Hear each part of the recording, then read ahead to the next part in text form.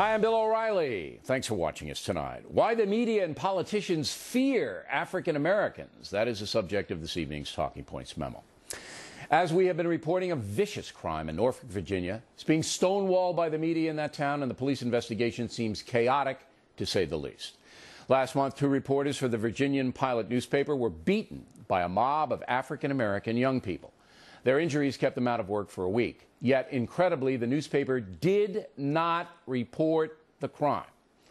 And the 2 reporters have now filed formal charges against the Norfolk Police Department, alleging the cops did not do enough to make arrests in the case.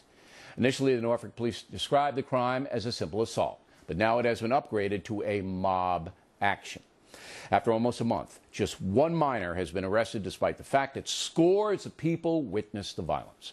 The national media has also ignored the story, possibly because it has heavily racial implications. So, what's really going on here?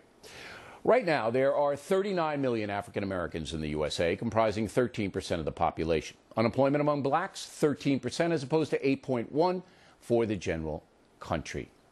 27% of African Americans live below the poverty line, and 72% of black mothers give birth outside of marriage, which is a huge poverty driver. President Obama's approval rating among blacks, 88%, according to a Gallup poll. However, 48% of African Americans are not satisfied with the direction of the country. 52% are. There is no question the United States of America has not treated blacks well throughout its history. As John Adams once wrote, slavery is an abomination, and the persecution of blacks after the Civil War was almost as bad. Because of that history, we are still having trouble with equality. The media fears controversy involving black Americans, even while some in law enforcement do the opposite. They are very tough on young black males in particular. The truth is, African Americans are treated differently by the powerful. On last night's Factor, Bernie Goldberg said the media is ignoring the story of Norfolk because of paternalism, because they don't want the nation to know that a mob of young black people beat up a white woman and her date, fearing it might embolden bigots. That analysis by Bernie is worth thinking about. On the police front, it's hard to figure out just what Norfolk Police Chief Sharon Chamberlain is doing. Her department refuses to release the 911 tape and now has to deal with the formal complaint filed by the victims. Virginia authorities in Richmond are searching for a way to deal with the mess. Tomorrow night, Attorney General Ken Cuccinelli will be here, and Talking Points believes progress towards justice is being made. At least I hope so. Those thugs who attacked Marjan Rostami and David Forrester have to be held responsible. Period. Can't have mobs attacking people in the street, no matter what color. And that's the memo. Now for the top story tonight. Reaction joining us from Chicago, Fox News analyst Santita Jackson. So where am I going wrong here, Ms. Jackson? Well, I don't think that you're going wrong, and please call me Santita. Certainly, I do pray for the family. But I want us to detect the problem, which you have done a fine job of doing. We need to dissect the problem, which we're beginning to do now, and then correct the problem. Unfortunately, we pay far more attention to interracial violence in this country than intraracial violence. But that having been said, it's very interesting to me, Bill, that the reporters initially did not want this to be a news story. But now that it is, where do we go from here? We've got to dissect this. We've got to find out what is going here. I do not feel that the media in and of itself or other people are afraid of black people. I think that we've had long simmering tensions, as you so brilliantly laid out at the beginning of the show. And we've got to dissect these tensions so that we can correct them. Okay, but if a story of this magnitude is ignored by the local media in Norfolk, and it's not just the Virginian Pilot, the TV stations are ignoring it too. There's got to be a reason they're ignoring it, because it is a big story. I mean, if a white mob attacked 2 black people and beat up a black woman, it would be front page everywhere, TV all over the place. But the opposite doesn't happen. There's got to be a reason for that. And what is the reason? Well, perhaps not, because you have a case in Baltimore that has been pushed to the side, a case that is 2 years old, that's not being dealt with because of its similarities to the Trayvon Martin case. I think we've got to look at these long simmering tensions, Bill, and begin to deal with them. The fact is, I think that we do not pay enough attention to violence in this country.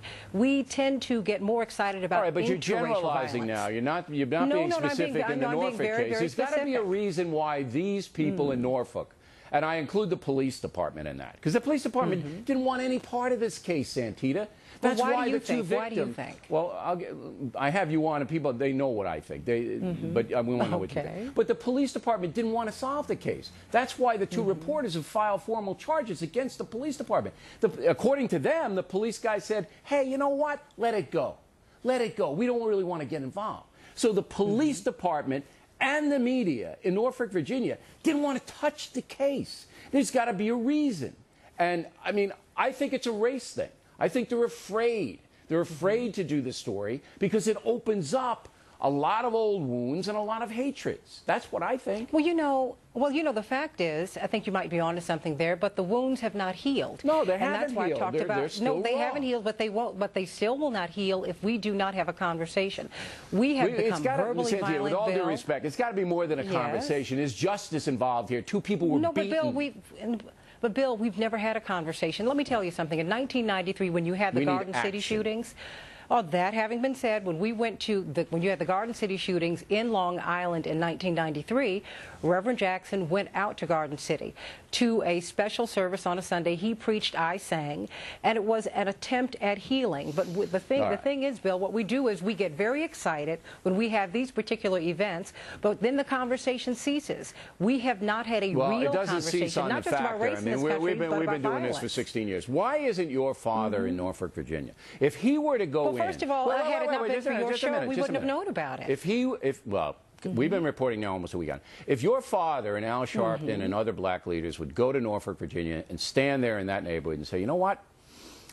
This isn't going to stand with us. We were in Trayvon Martin. Now we're here. It's an opposite situation, but we want justice for all. Do you know how much that would go to heal if they would do that? But we don't see them there, Santita. They're not there. But you know, Bill, I can't believe you're actually saying that Reverend Jackson can have a healing role in America. I can't believe he could be a conciliator here. That having been said, the reason I would, well, let me say this. I cannot say that there's complete equivalency between this case and the Trayvon Martin case. I'm not trying to make the equivalency. They're both injustices. They're both injustices. But Bill, you and I are in agreement.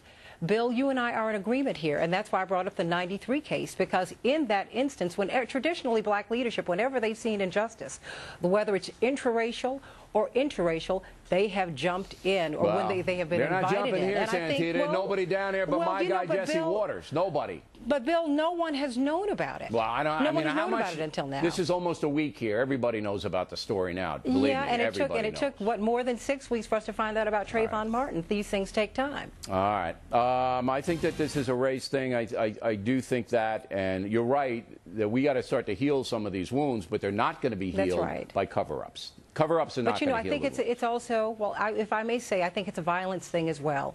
And I think that we have got to deal with the fact that we are, as a culture, too violent. All right. And I don't disagree with that at all. Now, tomorrow, as I said, the Attorney General of Virginia will be here. We're going to get justice back on track here. Ms. Jackson, always a pleasure. Thank you. Next on the rundown, the